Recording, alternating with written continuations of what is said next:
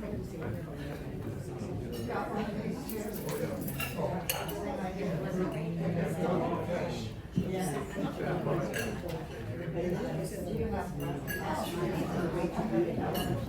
going to go this way.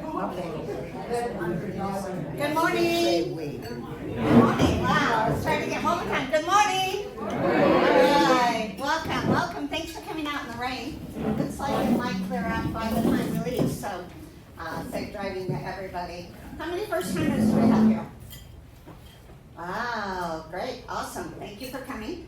My name is Terry Diamond. I am your host for today, so I really appreciate your support in coming out. Got the wrong paper. To the right page. So I'm on the last page, and you guys aren't ready to do that. Before we begin, a few housekeeping items. So I finally got my brochures done. You will notice they are on the table. Inside of them, you have the full seminar schedule plus a little bit about what I do. You notice I got my new picture done, so I look like me instead of the one that was done 20 years ago. So that's a common thing with realtors is that you look at the picture and then you see them in person going, who is this person? So I'm glad I finally got that done. If you want more copies, I can put them out every month. You can ask me for them, give them to your friends, and I have plenty of them. So thank you for everybody that brought their binders. Those who didn't, feel free to take home the packet. Does everybody have a binder now? No. You don't have one? You left yours at home? No. Or you never got one? Oh, I'm so sorry. Here, binder for you, binder for everybody. You need one?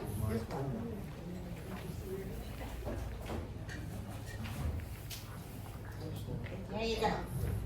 Are you enjoying the binders? June, you need one?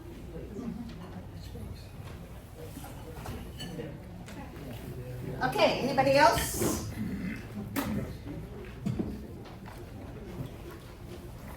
There you go.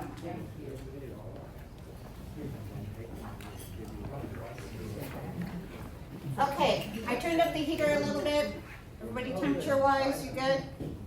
Okay, if I start to melt, I gotta turn it down. So, back to where we were. Anyway, my name is Terry. Today we're going to talk about from week to week.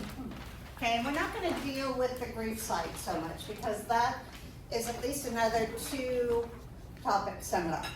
We're going to talk about the process and the paperwork of what you need to do when your spouse, your partner, your mother, your father passes away. A lot of you know my mother-in-law passed away in May, and even though she was super organized, there was so much stuff to do. All the processes, all the paperwork, all the contacts.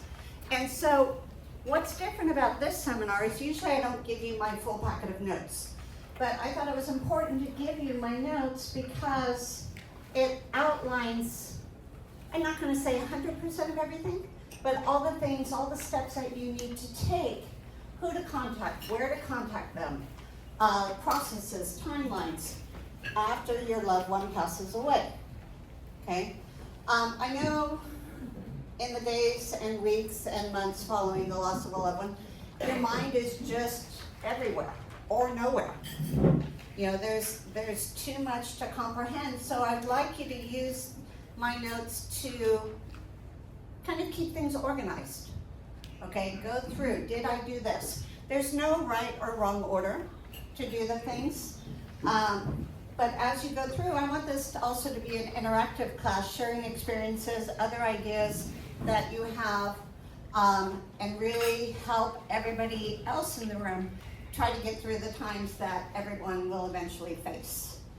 I am, a little bit about me and then we'll get on with the program. I'm a certified senior housing professional. I'm one of 7 in California that have this designation, and I'm specially trained to help people later in life that are doing a real estate transaction. Because it's not just a transaction, it's a transition in life. Whether you're downsizing, whether you're moving across the country, whether you're going to Maravilla or Val Verde, any of our fabulous communities, selling your family home, and most people have lived there 40, 50 years, is a big deal. You have a lot of stuff. Real estate is different these days than when you bought your house. And it's a pretty complex transaction. And I sit down with you one-on-one throughout the whole transaction, try to make it as smooth as possible. I work with a team of professionals that will take care of everything from packing and moving to cleaning your house to doing the handiwork to whatever it is that you need. And I'm the coordinator for all that. So that's who I am, what I do, kind of like my day job. But I do the seminars because working with seniors is my passion. I'm an advocate for them. I want to be able to ensure people have the information that you need. And it's not always easy to find. On the brochures, you'll see a variety of topics that we covered here. I try to hit a little bit of everything. Next month, there's no seminar. But in April, we'll be talking about senior living care costs. Because it's a big puzzle. There's so many things to learn about it. I will have a speaker, I'm not sure who yet, but they'll be the experts in talking about senior care. Okay, enough about me. From we to me, what do I do now? Okay. Terry, Yes. it's getting a little close. A little hot, thank you. I have a different answer.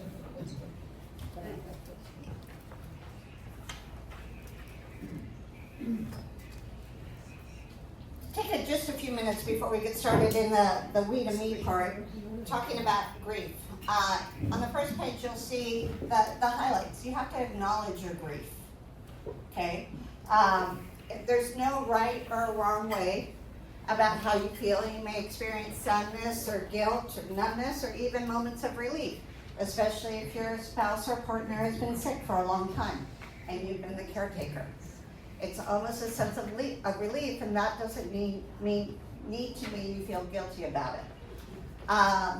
Allow yourself to feel your emotions without judgment, and it's okay if you're not in 100% operating order, okay?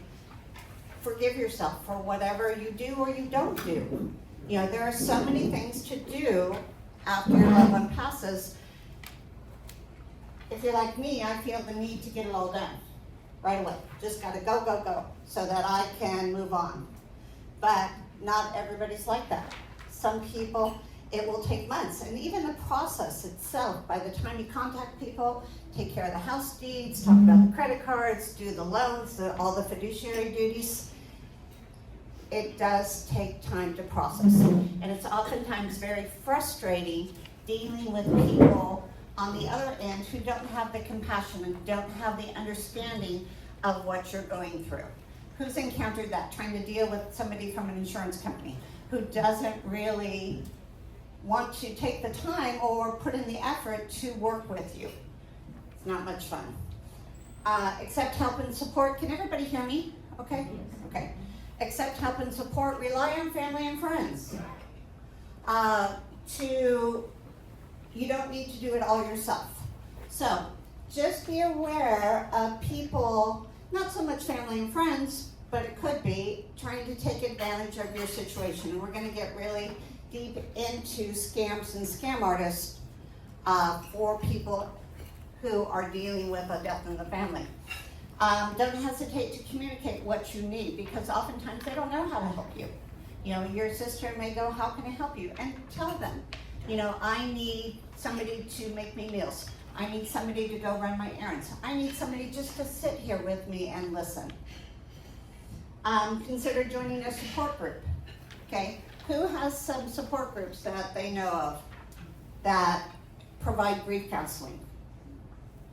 Anybody? The visiting nurses, Visiting nurses? yes, the hospice portion, and they provide counseling. Yeah, there's counseling through a couple of different hospice organizations. Anybody else? Yes, Susan. Hospice of Santa Barbara. Hospice of Santa Barbara. Deanna? We had a group at Maravilla that moved from caregivers to a grief group. Okay. Yeah, some of the communities have groups, Sue? Grief Share is a national organization, and they have a event here. Okay, Grief Share. There's also through the doulas. Lee, where are you? Do you have that? Do you host a death cafe? We do. Yeah. I mean, we don't, but there is a death cafe in town. It's been going for 11 years. Yeah. Good. Does everybody know about the Death Cafe? Okay, can you speak to that for a minute? Yes, it's located at the Congregational Church. Can you stand up?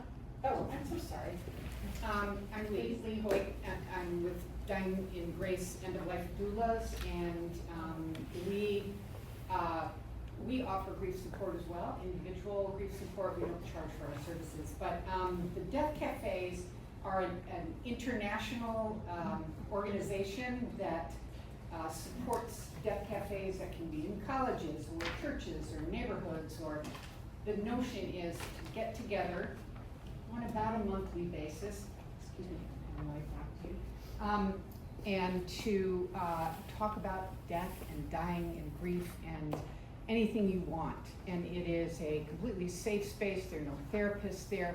It's really just I wouldn't call it a support group, but it is an opportunity to connect with other people, and they can refer you to resources like online grief support if you can't find something locally. So Great, thank you, Lee.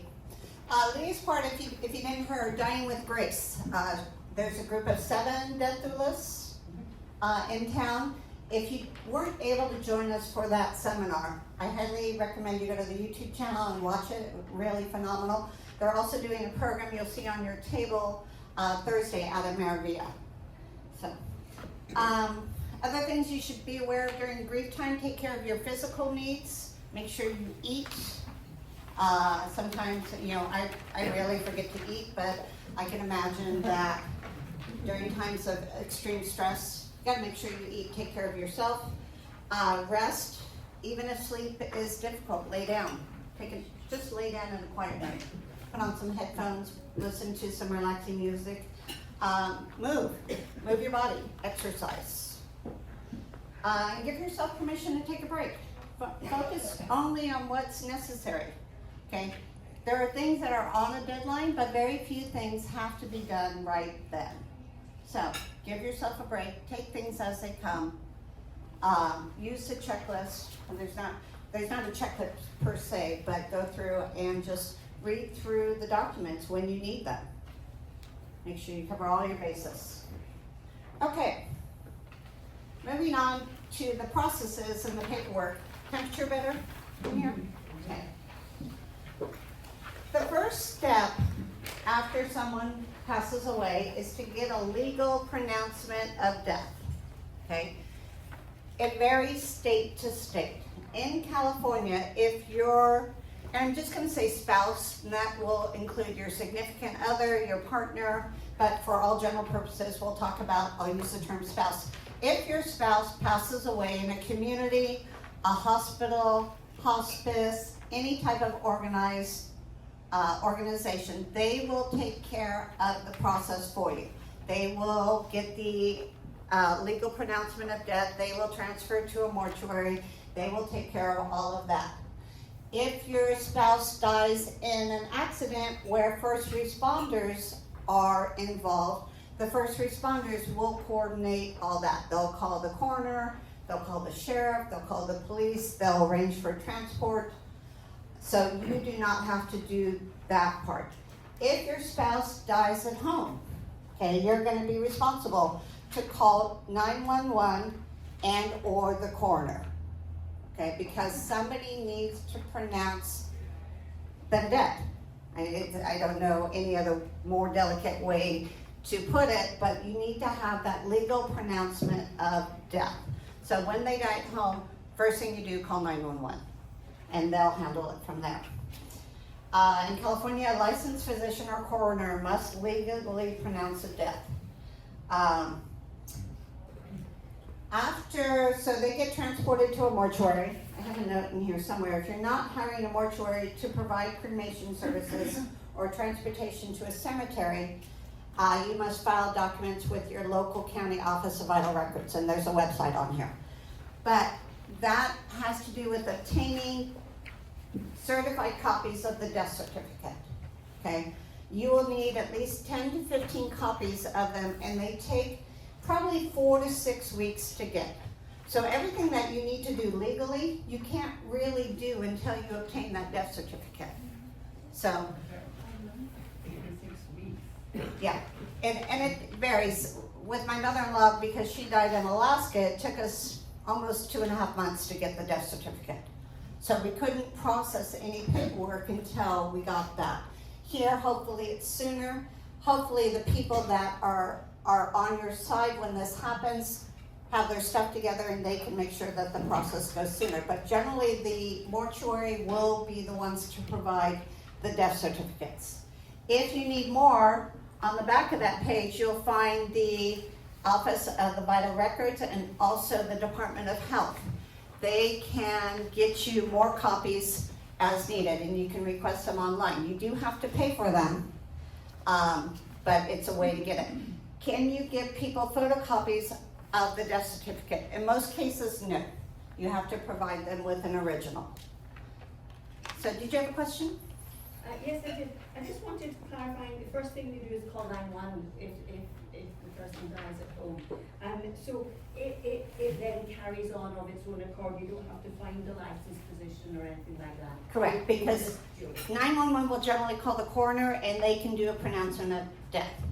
Diane? I work with the cremation service, and they had the death certificates back in a week and a half. Okay, great.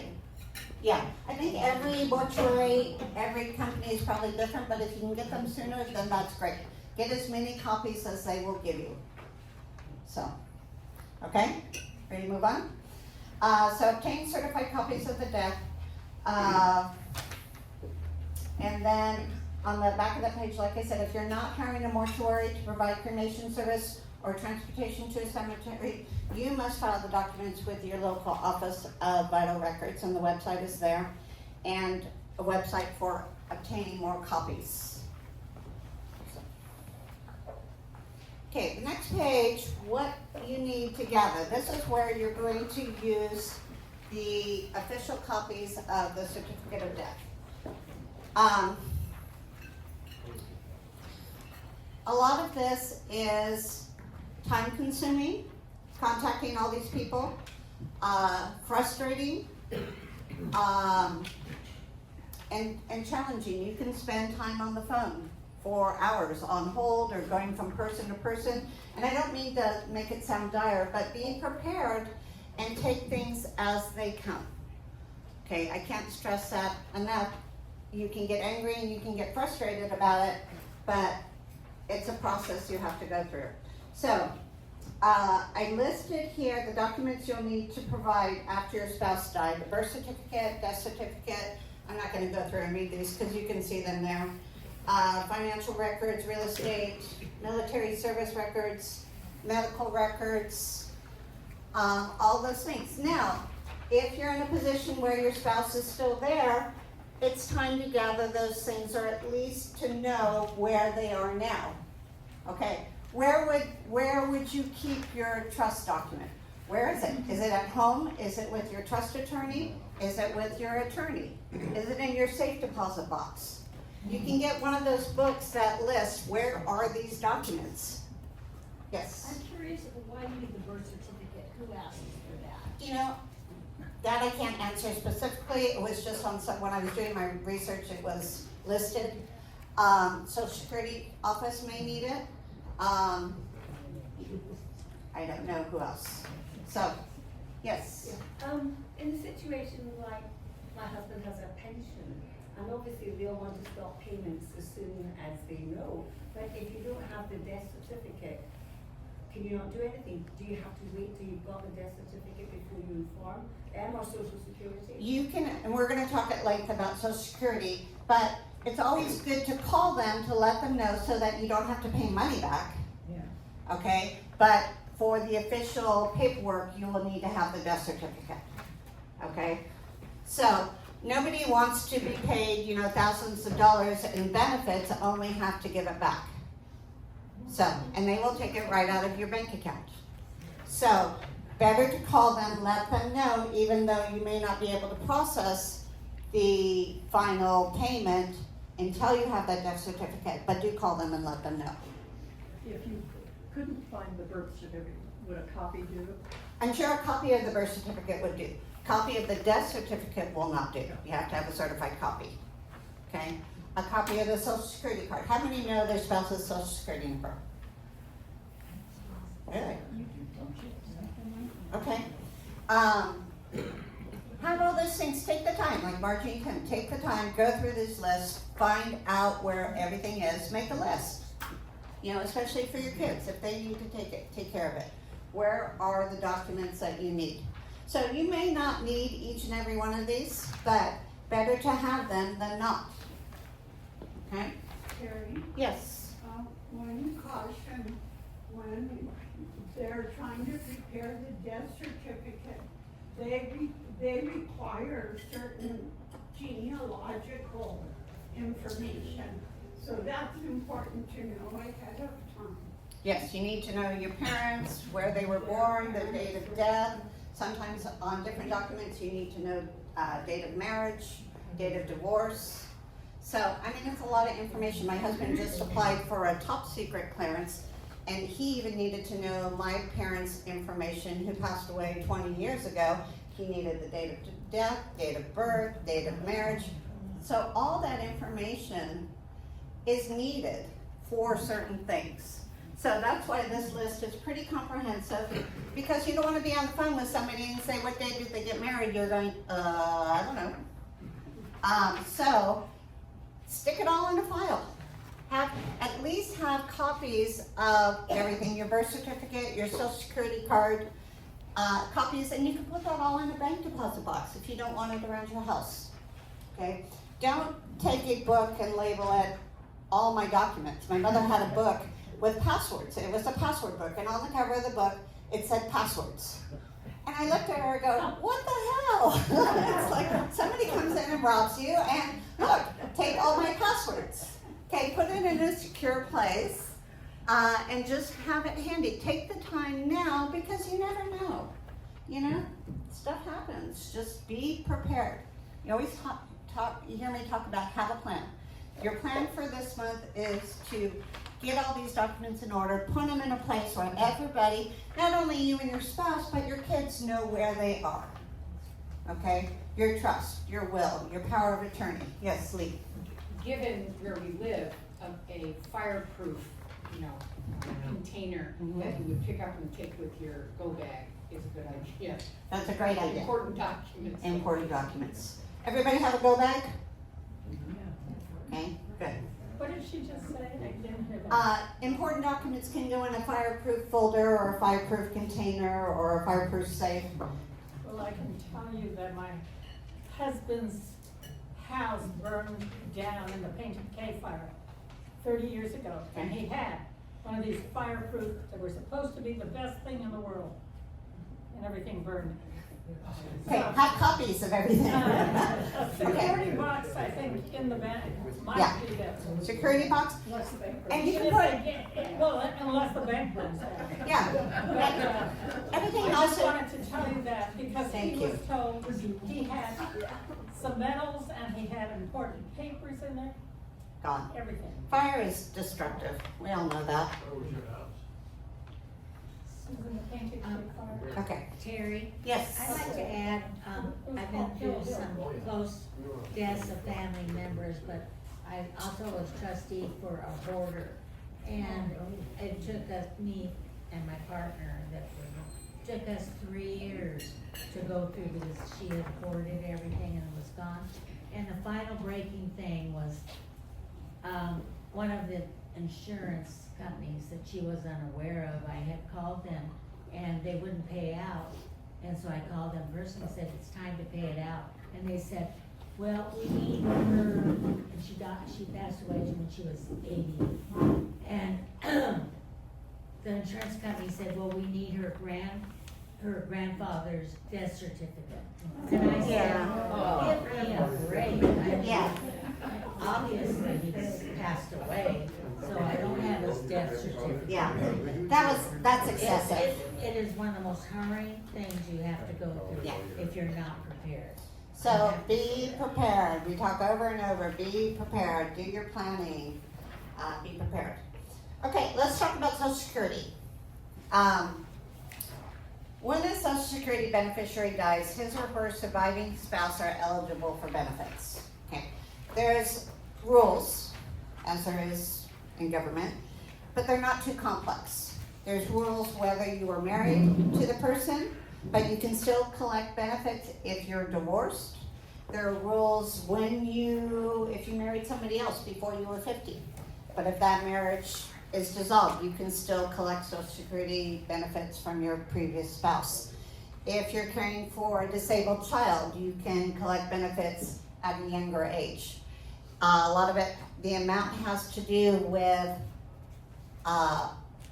your age, whether you've reached full retirement age or whether your spouse has reached full retirement age. Pretty much the general rule, because I think we're all over 60 here. Well, maybe not you, but if you're over 60, you can collect your spouse's full retirement benefits depending on whether they have started collecting benefits, then you get the percentage of that. But if they haven't collected any benefits and they were at full retirement age, you get that money. Okay, you don't get your money and your spouse's money. Unfortunately, you can't collect both. You get one or the other, whichever is more, which is a nice refreshing change than whichever is less. But you want to get that process rolling. They will need a certified copy of the death certificate, but call them right away, and I think I listed the number, yeah, it's on there, 800-772-1213. Let them know as soon as possible that your spouse has died. Okay, if you're already collecting their check, then it will just transfer over. Yes. For divorce, you have to have been married for 10 years. Yeah, I think it's actually 9 years, but yes. So in most cases, a widow or widower qualifies for survivor benefits if she or he is at least 60 and has been married to the deceased for, actually my notes say at least 9 months of the time of death. I think it's years, yeah, it's gotta be longer than that. So if everybody can correct that. Talks about whether you've been wed before to regain eligibility. Talks about your calculations, whether it's 71.5 or 100%. All of these are in my notes. All the little rules and footnotes. If your survivor benefits, if you claim them before age 60 or your full retirement age, you get 71.5%. Just go through and read it. I don't want to bore you with all the little details. As noted above, you don't need to have been married to a beneficiary at the time of the death to get survivor benefits. You may qualify as a divorced former spouse of a Social Security recipient. Oh, here it is. If the marriage lasted at least 10 years. So that's what it is. If you're divorced, you need to have been married at least 10 years. And I covered this here. If you're eligible for your own retirement benefit, you won't get both payments. Take whatever's more. Okay, questions, Social Security? Call and make an appointment. Call them after your spouse dies to let them know. And then when you get the certified copy of the death certificate, call and make an appointment. So you don't have to wait around the office. Hopefully, can you do it online or over the phone? Work with Social Security, anybody know? There's also a local number. Yeah, you can establish an online account. And I was also going to say, isn't there a recent law that says you can receive both your benefits and your spouse's? I don't know. When I was doing my research, I didn't run across that. That's for pensions, like if you can retire. Okay, pensions, maybe. I didn't hear what he said. He's saying, he asked if there was a recent law saying that you could receive some, Social Security benefits, both yours and your spouse. There's something dealing with teachers though. There's something dealing with teachers' pensions. The fair something law. Okay, at the end Yeah. of 2024, there was a bill passed and Biden signed that people who were under the WEP windfall elimination provision, who were collecting benefits from a government agency, or a pension from a government agency, but not paying into Social Security during that work time, if they already had their 40 quarters of eligible Social Security work prior to that employment, that Social Security benefit had been cut by by like 40 or 60%. So now they are restoring that, and they're giving you your full, the amount of social security benefit you should have been getting, and you can keep your government pension. It's for government agencies and teacher pensions and that sort of thing. Okay. And by the way, I was under that, and I just found out yesterday, I looked at my bank account. They had, without telling me anything, just put a lump sum in there because it's retroactive to January of 2024. So like, where did all this money come from? Okay, yay for money.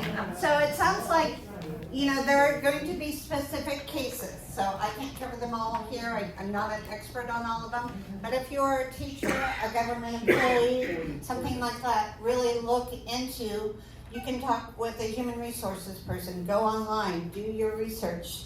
The WEB, what does that stand for again? WEP, windfall elimination provision. And also at the same time, there was something about your spousal benefits if, that part I don't know if it applied.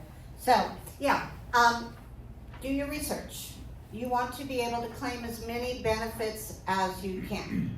So Social Security is a part of it. We'll cover in here investment accounts, bank accounts. Make sure that you know where all of your paperwork is. When my dad passed away many years ago, my mom had become sick 8 years before, and so she was disabled, and my dad had all the paperwork in grocery bags. So in the extra bedroom were about 20 years, 1980, 1981, 1982, etc., full of all the important documents in grocery bags. So we knew he was passed away of cancer, so I sat at his feet and I went through each bag. What is this? What is this? What is this? So we went through over 20 years of paperwork, and in there, I probably found almost $1 million worth of stock. Okay? Yeah. So it's important not just to randomly throw paperwork away. You gotta go through it, you gotta know what's there, you need to know how to access it. Power of attorney. Okay, power of attorney is really helpful to have when you go to work with accounts that only have your spouse's name on it. If you're not on that account, you will need to prove your authorization to access and or change the account. If you want to access the money, you need to prove that you can access the money. If you want to add your name onto the account. Generally, the general rule of thumb, if it's just in your spouse's name, close that account, open one up of your own. If it's in both your names, take the spouse's name off the account. So, if your spouse has a IRA and it's in his name and you're not the beneficiary, well, that should raise some questions right there, but you need to be able to prove that you have authority to access that account. Okay? And the way you do that is with being an executor of the estate, being the trustee of the estate. That's why it's important to have your trust documents, having your marriage certificate, maybe having his or her birth certificate. Maybe that's where that comes in handy. Having whatever documentation you can prove to the authority of the bank or the investment company that you have a legal right to this money, you need to provide. Okay? Craig? Given different people's circumstances, now is a fairly good time to cross beneficiary all your accounts. Do it beforehand. Do it beforehand. Today? Yeah, absolutely. Yes? Are you going to speak, Terry, to Candy about when that condition arises and you might have a power of attorney, but when they die, that sometimes that authority is gone with a financial institution and it will go to probate. Okay, so that's a whole nother topic. Right. Probate and trust, I'm not gonna speak to that today, I'm definitely not the expert. Everybody know Juliana Malis from Santa Barbara Estate Planning, you know. Yeah, she is the person to talk to, I can give you her name and number, about probates, wills, trust. She's my go-to expert for that. Online on my YouTube channel, there is her seminar. She's done a couple seminars for me. She also does her own I highly recommend them. Juliana Malis, M-A-L-I-S. She's with Santa Barbara Elder Planning and Estate Law, something like that. You can just Google her, it'll come up. Pam? One thing that we did is have our son, we have trustee children, to be a signer on your safety deposit box, and that way there's someone that can go immediately. Exactly. Signer on your safety deposit box, a trustee in your trust, ideally put them on your real estate deeds. I mean, I'm sure we can share many examples. One, a recent one, when my mother-in-law passed away, my sister-in-law was a trustee, but she was not on the deed of trust. So it took us almost a year to be able to deal with the bank as an authorized user. Okay, just a lot of phone calls, a lot of frustration. Put your kids, or if you don't have kids, put your best friend or a trusted friend, put a fiduciary. Okay, fiduciaries are great people because they can handle your wishes after you pass away like you want them. Who came to the Quinn Fiduciary Seminar? Okay, once again, it's online. Really, really good information. So let's see, to close a bank account, we talked about this. You must have legal authority. Other things you want to close, credit cards. Okay, call up, you don't need a certified copy of the death certificate to close a credit card. Just pretend you're that person, just make things a lot easier. You know, if it's, you know, your name is John Smith and your voice is this high, you might want to, you know, have your neighbor do it or lower your voice. Because it just makes things easier. They don't care, just be that person. Basante, did you have a question? Okay. Yes. A friend of mine did that and it caused problems. She said it was better to just leave it if both your names were on the account. The only problem with leaving both names on the account, we'll get to this, is ID theft. Fraud, ID theft. Okay, so we're gonna talk about that in a minute. It's just, I know it's a hassle, but what if, like, my husband and I both have Citibank cards, but he has one in his name and I have one in my name, and they're separate accounts, okay? If they were on the same account, I would just call up because you're on the same account. My husband passed away, please take his name off the card, not a big deal. If I needed to close his account, I would call him up and pretend to be him and just say, please close my account. They don't need to know the rest, okay? They don't need to become involved and my husband passed away and blah, blah, blah, just close my account and get it done with, okay? Health insurance. Another phone call. I'm not sure if a health insurance company would need the certificate of death. But make sure that you cancel this. And the reason I'm going through all these is that if you don't cancel them, fraud becomes a much greater liability. Okay? Driver's license. You can mail it in or make an appointment, bring their driver's license in, that you'll get a certificate of death. Cancel their driver's license. Notify, or passport, and you have instructions on how to close down the passport on the notes. Cell phones, gym memberships, digital subscriptions, social media, auto insurance, car, transfer the name on the car out of their name. With driver's license, and also the handicap placard that a lot of people have. Okay, handicap placard. Need to go back if you don't need them. Voter registration. There's a website you can cancel. There was one, let's see, credit bureaus. Okay, this is especially important to, there's TransUnion, Experian, and Equifax. 3 major credit card bureaus. In my research, some people were saying you only need to notify one and that one will notify the others. If it were me, I would notify all 3 of them. And there's a process written down, explained to you where to mail them, etc. But it's especially important, they can take their credit and say, person is deceased, do not issue credit. because that's the most likely way that somebody's gonna perpetrate fraud. There are people out there that watch the obituaries, okay? So they can go, oh, Joe Smith passed away.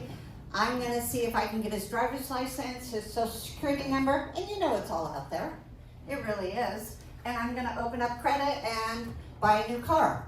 Or go to Best Buy and buy a new set of appliances and a new TV and this and that. Okay, generally everybody has good credit here, so they know that they're gonna be able to access a credit line by pretending to be your dead spouse. Okay, and if you don't have those things on their credit report and notification don't issue credit, they're gonna be able to walk into Best Buy and open up a credit card. How easy is it to open up a credit card these days? It's so easy. You don't even have to go to a place, you can do it online. So can you just say a little bit more about the procedure for contacting these companies to cancel? To cancel who? Okay, so it's all in your notes here, but I'll go over it. Request a copy of your spouse's credit report so you know all debts and open accounts. It talks about how to get a credit report, and then you send a letter along with the following information about the deceased: their name, their social security number, their date of birth, their date of death, the last known address, a copy of the death certificate or a letters testamentary.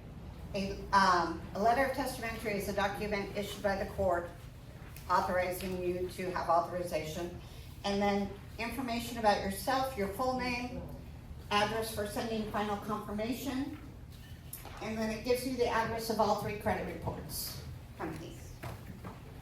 So once again, more information you can give them, the better, because if you forget to give them something, then it's gonna add time to the process. You forget to give them their social security number, then they have to get back to you and you have to do it all again. So give them as much information as you can. I don't know if you can do it online, or I don't know if you can do it over the phone, but I would do the letter, include all this information, send it registered mail with a return receipt. The more careful you are in the beginning, the less hassle it's gonna cause you in the future. Okay, so out of all the things we're talking about, that may be the most important thing, is to put a stop to their credit. Because you don't want to have to deal with fraud and identity theft. It happens, who has had identity theft here? Has it happened to anybody? Oh, okay, a couple people. It's a pain in the rear to deal with. A, they take your money. B, they take your identity. C, they can get access to all your information. I mean, your information is out there anyway. You know, on the dark web, they have so much stuff. They have to know where to look for it, but don't be afraid of taking all the steps, even if you have to do something online, to shut it down. Okay. Do you know anything about frequent flyer miles? Sure. Are they transferable? Most companies allow you to transfer. Yeah, frequent flyer miles, can they be transferred? I think it probably depends on the airline. But, and if you can't transfer them, you can always donate them to, like, Make-A-Wish. So. She wants to walk it. Yeah. Tim, how many frequent flyer miles do you have? I know. Ready to move on? Questions? Okay. Protect yourself from fraud. We're just going to cover it one more time. Sadly, losing your spouse may make you a more likely target. I tell you, there are people that read the obituaries and go after the spouse because they already have the date of death. They already have the date of birth. That's often listed in the obituary. They know the name. It's easy enough to find out where you live, and they can get the social security number. Okay, then they open up credit, and then you can get it fixed, but it's a lot of time, effort, and potentially loss. Okay? Don't sign over any money or accept a financial proposal from strangers. Okay, stranger danger. We don't like strangers. And that goes, I mean, yes, it's an important tip, but really in the first month or two, you know, don't make any major decisions. Don't decide to sell your house. Don't decide to go and do all these big things. Don't make major decisions right away. There's nothing I can think of that cannot wait in, a month, 2 months, 6 months, a year. So, it's nothing that needs to be done. Anybody know anything that needs to be done like in the first week? No? Nothing. Take time for yourself. Take time to grieve. Take time to process. All of this stuff's important, but it can all wait. We'll get into next, talking about your professional advisors, okay? Meet with your attorney, okay? Meet with your trust attorney, your financial professional, your accountant, tax preparer. And it's important to meet with them to deal with the issue at hand, but it's also important to meet with them to revise your documents. Revise your will, revise your trust. Okay, was your spouse the executor on your trust? Okay, was your spouse the beneficiary? Okay, those are times, oftentimes these days you can list your spouse and then list a secondary beneficiary. So if that's not the case, make sure you go through and revise your documents, especially your trust, especially your will. Okay. Cash flow. Let's see. Review bills and payment due dates. Who here pays their bills by check? We've had this discussion. And I know you come every month, so I know you've heard it. Don't use checks. Checks are a great issue for fraud. Excuse me just a minute.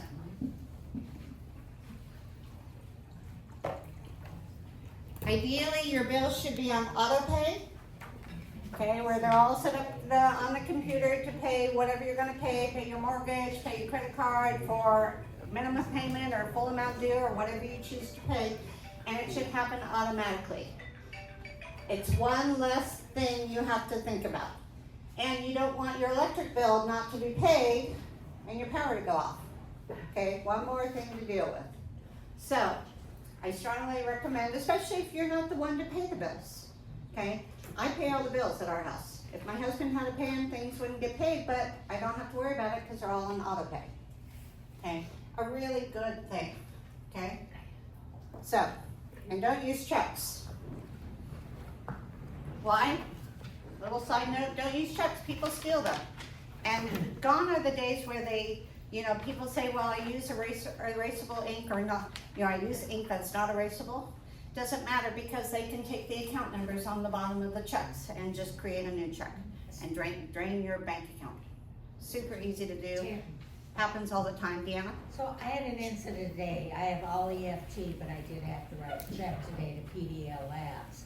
Okay. And I don't have an EFT with them because I never usually have to pay. And a little $44 came in, so I wrote a check this morning. But if I call and say so anyway, on my check is my bank account information. But if I call and say I want it automatically done, it's okay. That's better, yeah. Do it over the phone. Okay, Call what them. about the check? There's nobody or very few people that won't take a payment over the phone, whether it's your debit card or your bank account or credit card. Most credit cards offer virtual numbers that you can use online and to give people over the phone to where it's not your actual credit card number, but it's linked to your account, so that's always a good way to do it. Yeah. How do you get those? Call up your credit card company. So ask for a virtual number to your credit card. A Virtual number, and it's a number designed to be used over the phone or online. So they don't have your real credit card number. Okay, that's. Is it a one-time thing or? No, it's a usual thing. Tim? Is there any kind of a problem with getting a cashier's check? No problem with getting a cashier's check, except it's gonna cost you money. You have to pay for a cashier's check unless, every bank I know of charges now $10, $15, $20 for a cashier's check. Well, Wells Fargo doesn't for me anyway. Okay, yeah, and you've had an account with them forever. Vasante? So, is that to pay a one-time bill, call and say, may I have a virtual number because I want this bill to be paid? No, they'll issue you a virtual number that you can use regularly. All the time. You can use it all the time. Yeah, it's on the website actually, it's, you know, if you look at your statement, on the website, or just what comes up when you go online, it says, do you want a virtual card? And you can get it within minutes. Yeah, You don't need to phone them, you don't need to do anything, you just. so that's good. Look at your, so she said a lot of websites, a lot of credit card numbers have right on their website, on your statement, it'll give you a link or something, get a Actually, virtual it's number. not the statement, but it's what happens when you open the website. When you open your website. So that's always a good thing. Hugh? If you get a virtual number and give it to somebody over the phone, can they not then use the virtual number? Okay, I was hoping nobody would ask me that question. You know, I'm not really sure how it works. I do know that they're safer than giving somebody a regular credit card number. Could you go through PayPal? You can use PayPal if you want. Personally, I hate PayPal. They're just not user friendly in my opinion. But that's my experience. So PayPal is the way. PayPal needs a credit number. PayPal needs a credit card number. Yeah. Exactly. So why would you use PayPal if you can pay the person direct? Because it's sort of. It's hidden. PayPal is good for if you shop on eBay, because it will guarantee a refund if the product you receive is not what you expect it to be. PayPal is good for, I don't really know anybody else. Yes, I Chris. send money overseas via PayPal. Okay, money overseas via PayPal. To family members. To family members. There's also Venmo. Okay, I love Venmo. I trust Venmo. They're not hard to use. There's Zelle, there's et cetera, Brenner. I was gonna say there's Zelle, and there's no fee involved. Yep, no fee. And Venmo, there's no fee if you're not selling a service.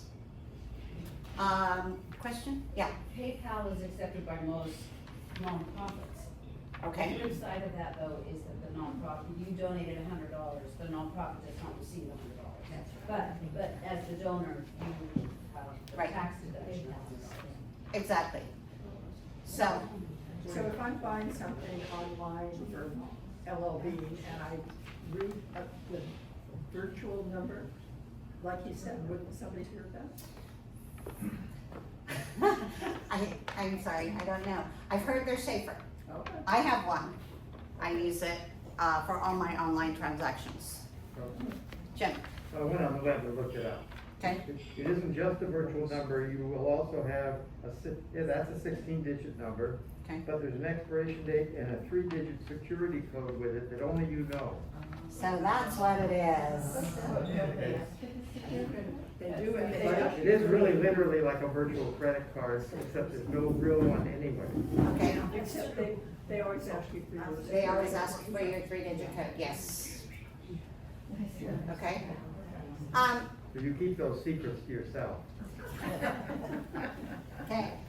And all going back to fraud, you know, just do what you can. Don't use checks. Don't give out your information to somebody. I mean, there's tons of scams going on right now. If you get a text saying the new one is a toll road text, anybody got those?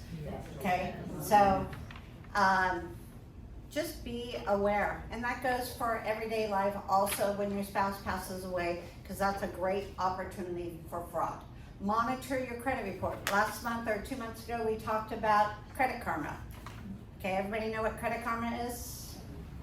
No, it's an online source. It's creditkarma.com, and it's a free credit report monitoring service. You don't have to pay for it. They'll let you know if something happens, if you applied for credit, if you shut a credit card down, and it's free. So creditkarma.com, you can go online. I have an app for it on my phone. It'll give you your credit scores. It'll tell you if somebody, we had to buy a new car. So I got an alert from them saying, did you apply for credit with whatever kind of Credit what? Credit Karma. So credit and IARMA.com. It's a great service. Okay, and you can monitor your credit. Okay, back to cash flow, plan for short-term expenses, whether it's funeral costs or paying people, there's always, everybody wants money.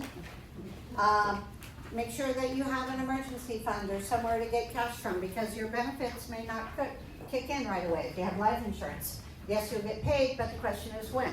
Do you have enough cash on hand to get you through? Do you have a credit card with a credit line? Do you have a HELOC, a home equity loan that you can access? Know where you should have at least 3 months in emergency funds to get you by until you get the benefits. Okay. Okay. Now, most of us are retired, right? Anybody working? Yeah. Yeah. I mean, there's some of us that still work. Call your spouses, current and former employees, or employers. Thank you. And the reason you need to do that is maybe there's a pension fund that you didn't know about, or maybe they forgot about. Maybe there's a death benefit. Okay? Make sure you call the employers, whoever your spouse worked for, ask for the Human Resource Department, explain to them what happened, saying, you know, I just want to check, are there any benefits payable to me? Craig? For California, it's Cal PERS, the Public Employee Retirement System. Okay. My mom was a beneficiary. Yeah, CalPERS. Big one for California federal employees. Also, there's a website, just Google it, I don't know what it is. It's for, you can Google their name or your name even. It will tell you if you have any money sitting in an account that people owed you. Like I had one from my dental insurer. I had like $106 that was returned to the state because I never cashed the check. I probably threw it away. Didn't read my mail. Okay, so I looked online, I Googled my name and said, hey, you have this check from Delta Dental. So I filled out the form and sent it in, and they sent me a check. What's the website? I'm not sure what it is. Unclaimed funds. What is it? Unclaimed funds. Unclaimed funds. You know, you never know. Could be 87 cents, it could be $7,868. But easy enough to Google. Every state has a different Yeah. one that does that. Every state that has different ones. Check with the Veterans Administration. Okay, there's usually some type of benefit. File life insurance claims. Okay, and this is a good thing. A good tip is to go through your spouse's bank account statements. See if they've been paying life insurance for the last 10 years. You know, oh, who is this to First American Trust or something? What is that? Question it. Why was he paying that money? Who is it? Or I say he, she, why they were paying that money. Question it. What is it? What was it for? Maybe it was a life insurance policy. Okay. Now, the death benefit is the money paid to you, the beneficiary, I'm talking about life insurance, when your spouse dies. It is tax exempt. So that's always a good thing. Let's see. Where are we? Make funeral arrangements. Okay, and that's a whole nother long topic. We did have a seminar when McDermott Crockett came up and talked. It is online. Also, I would recommend you watch the Death Doula seminar. Pre-planning your funeral arrangements is a great thing. We had a seminar on it. I think only 27 people showed up because people don't want to talk about it. Just like, I mean, people are uncomfortable talking about death.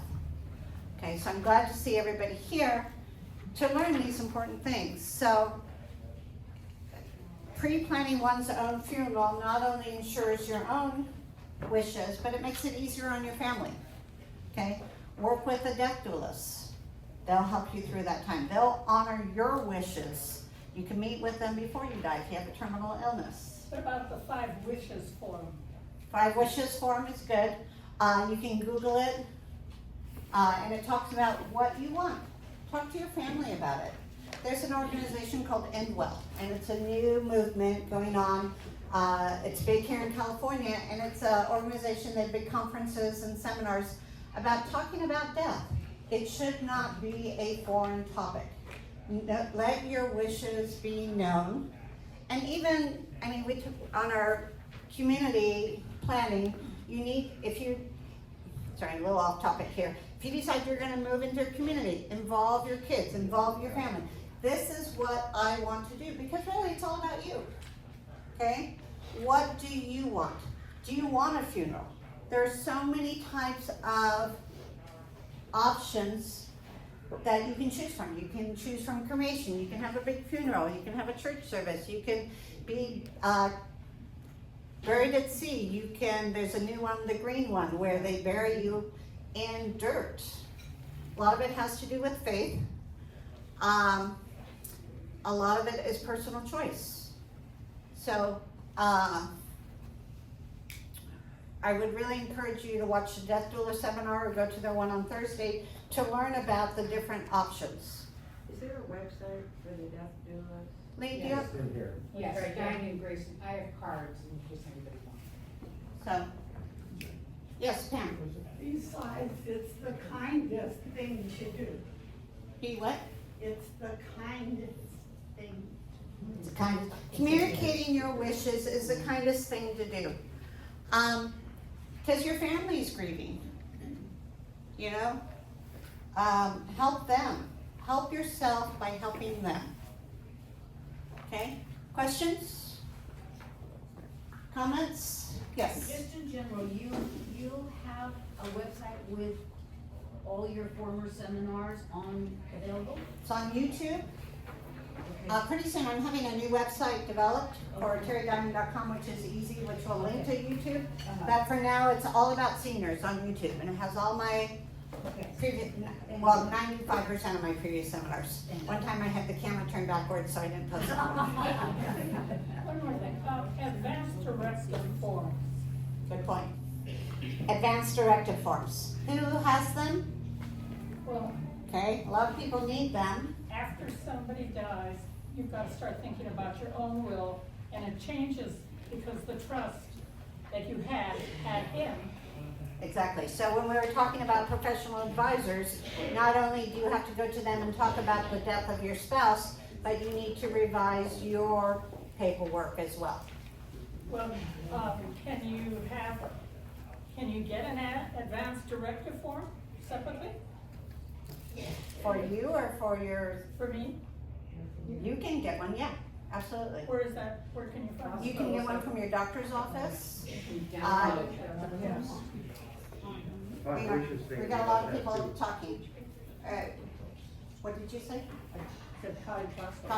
Yeah, you're Connie Trust, Doctor You also. talked about DNR. Okay, No, DNRs, that's a whole nother subject. But advanced directives, everybody should have one. You'll see online sometimes a class. Who is it? Is it, Wisconsin has one. Samson has a class, there's a gal, I'm trying to think of her name. Hospice of Santa Barbara has classes, we support people, help people come and work with you for free. Yep. Jeannie West does classes and advanced directives. So my question on that is, in my trust, I have an advanced directive. Yeah. But I prefer that the Jeannie West, the 5 wishes, which I have in detail, takes over what the advanced directive was. Okay. I So understand which though, is legally, which is that legal? legally, because I do have the 5 wishes also, Right, but that the clinics or hospitals want your advanced Yes. directive also besides. okay. So the besides advanced, the yeah. 5 wishes. So they're both okay? The advanced directive is a legal document. Yeah, Because you have to have it Right, I notarized. had it The notarized. 5 wishes is not a legal But the document. advanced directive in the will is like, Yeah, and your Well, 5 because- wishes is notarized, you have to have. Oh, is it notarized? Yes. Okay, good to know. Yes. Saying advanced directive, is that the same as advanced care directive, or is that something in addition to that? Yeah, I believe it's the same thing, advance, well, it's your choice of what you want to happen in the place of a catastrophic emergency. I'm not sure if there's a difference. Advanced directive, advanced care directive, is it the same thing? Same. Thing. Well, there is two, there's a health, there's one now, it came out, advanced directive and then advanced directive for health. There was two separate things. So check into that with your attorney. California Office Attorney General has all the forms Okay. online. California Office of Attorney General has all the forms online. Can you text that to me? Thank you. Okay, more comments? Okay. So, for those of you who are new, we're gonna wrap this up a little bit early. Just for coming out, I give away two $25 gift cards for appreciation for you coming and spending your morning with me, even though it's raining. You wanna pick a name and just hand it to me? Joel. Yay, Joel. Oh. There you go. Okay, pick a name. Yes. So let's finish this and then I'll talk about the survey. Susan Dempsey. Where are you, Susan? Is she here? Oh, she was here. Okay. I'll mail it to her. Great. Okay, so surveys. Let me write Susan's name on here so I don't forget. On the table, you'll find your surveys. Oh, wait. Well, this is not Susan Dempsey. She It was gave me her Susan form. Shields. Right. This is Susan Shields. Oh, no, that's Susan Shields. So I don't Okay, know about. let's pick another one. Because you have to be here. Barbara, pick a name. Oh, okay. Susan Shields. She put several in there. Okay, I know she was here. On the table, you'll find your surveys. For filling out your surveys completely, I do another gift card drawing for $50 this time because I really want your feedback. Please note the questions. Do you want a coffee date with me? Okay, and I always make the joke, we can talk about anything. We can talk about my dog Loki. Or we can talk about whatever's important to you. There's no obligation, no anything. Lee, thanks for your information. Just, it's important to me to be able to spend time with you one-on-one for whatever you want to talk about. Even if it's just a shoulder to cry on. I'm a good listener. Okay, so if you want to talk with me, circle yes, I'll call you and make an appointment.